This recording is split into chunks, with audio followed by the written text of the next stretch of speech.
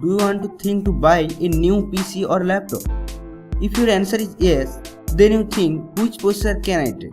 If you choose Intel, then you think i3, i5 or i7. But do you know why Intel does not produce i2, i4 and i6 processors?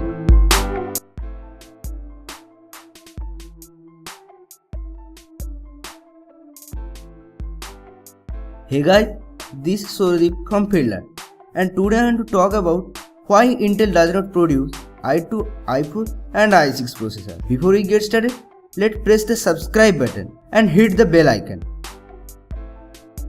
When Intel busy to launch new processor, then they already launched Core 2 Duo and quad-core processor.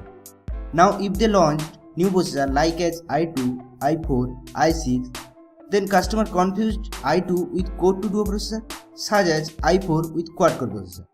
Also, when we thought about multiple threads, the naming like as for 4-thread running system, logical core 0, logical core 1, logical core 2, logical core 3.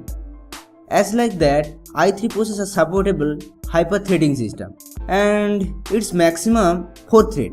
So the last logical core named logical core 3. So Intel decided to name it as i3.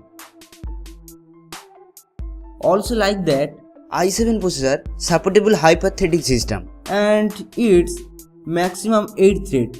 So the last logical core named logical core 7. So Intel decided to name it i7 processor. But i5 does not support hyper-threading system, but it's performed between i3 and i7. So Intel decided to name it i5.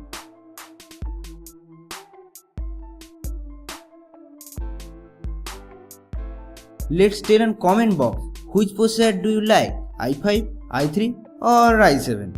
Thanks for watching. That's be signing off and I will be meet you in the next one.